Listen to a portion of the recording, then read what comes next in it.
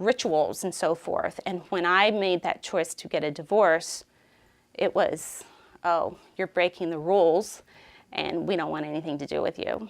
So I had to find my own way in a new way. And again, it's not right or wrong. That was choices they've made. A lot of healing has happened. But I had to learn to forgive and move on. And I was really angry for quite some time, but I'll never forget my sisters telling me, you know what, you may want to find a way to forgive the family because your kids are going to need you to forgive them one day. No, you're going to want your kids to forgive you one day. And I thought, oh my goodness, that's so true. And you know what? It was so freeing for me. Then it was just so easy to forgive because that's true. You know, I'm going to make 1,000 mistakes, and my kids truly, I'm going to need their forgiveness. I ask their forgiveness a lot already. I always tell them, save money for therapy. You're going to need it. Then I had a serious illness that was in the magazine. So I made, got through that. And then, not because I didn't have anything else to do, but I decided to run for office with no experience. And when you're running for office, you're raising a ton of money, you're debating, you're going door to door, and you pretty much need a lot of skill set that I did not have. However, I jumped in because my passion was, I want people to know what their legislators do, and I want them to be informed voters. And I want them to stop thinking about Democrats and Republicans. I want them to vote for the right reasons. So off I go.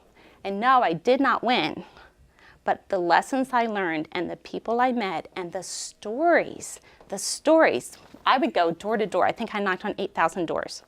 I loved every minute of that. That was my favorite part because you're knocking on the door. You do not know what's behind that door, but you're talking to them and they're sharing their story. They're opening their heart to you. And they don't even know why, but you're standing at their door and they're just telling you. And now I will walk down these streets. I'll be in Quakertown and I still remember the people at the door. That was the most amazing thing in the world. So running for office really did give me some thick skin. Again, it was something I did on my own. So win or lose, kind of what it was. But it was a fantastic experience. And so if any of you ever want to run for office, I highly recommend it. Go through some training first. It was a little exhausting, but it was fantastic. It truly was fantastic. So I ran for office in 2014. So in 2016, I had the opportunity to start my own business, leave the law firm. I transitioned. It took me a year to transition out of there. I was there 30 years, doing way more than anybody should be doing. So it took a while to, untangle. And again, I jumped in. So first of all, I'm leaving as a very secure job. You get a paycheck every week. My husband had retired maybe a year or two before. And I'm going to start my own business. It's going to be great. And it is great, I have to tell you, it is great. And it's so freeing. And the stresses are not even something I blink at. I love it. And Christine and Alicia, you all may be experiencing that now. It's a very different stress from someone, I say, look, you want me to run your business, but you want to tell me how I should do it. So that never set well with me. That's not my makeup. So I love what we do. But what we do is pretty much in the face of a very solid and rooted industry of law and family law and divorce. So the pushback from attorneys, you guys are trying to practice law. And, it took us at least 2 years. This year, maybe the end of last year, we're just being recognized as respected authorities in our field. But you know what?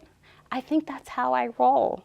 And so I think that is what I want to encourage everyone here, not to ever be afraid, because now, we're getting a lot of referrals from attorneys. I must sit in an attorney's office probably 5 days a week with clients, and they welcome us now, and they want us on their team. I think that every step of the way, from my childhood to my motherhood to Sisters U to running for office, every step was so necessary for where I am today. And I can't be more grateful for all of those pivots and all of those people that came into my life that just kind of was there for me and was supportive for me. And that's why I think it's so important that we tell our story.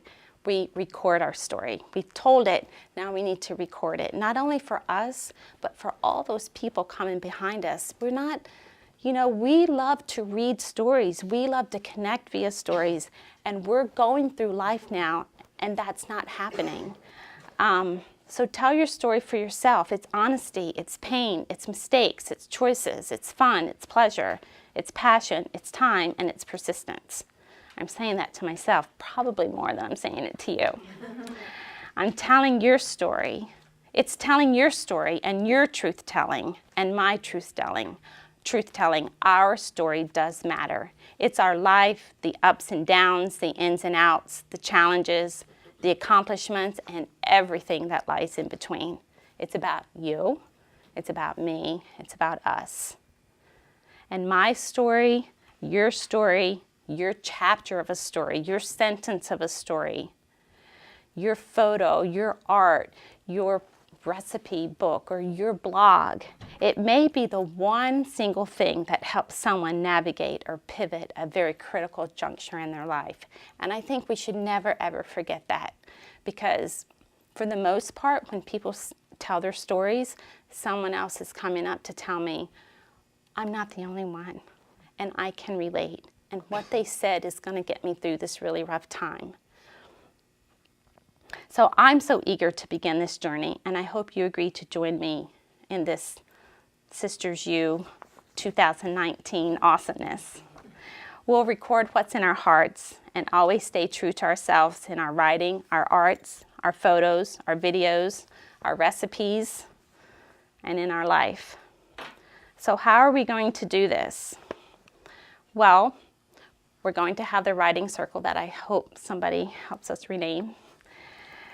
And stories connect, and when we tap into our story, we can more clearly see and relate to other stories. We can then look and interact with others with admiration and boundaries instead of a measuring stick, right? So when we look out and see on Facebook or social media, Instagram, whatever, and we see other people, when we are very confident in our story and we know why we get up every day and we get up in that truth, when we then see someone else going through a challenging time, or we see them get, the most beautiful family in the world, and they travel to Paris every other day, then you can admire them and say, that's so awesome, because you're living your story and I'm living mine. And it no longer is a measuring stick, right? Because you don't need one, because you have your own.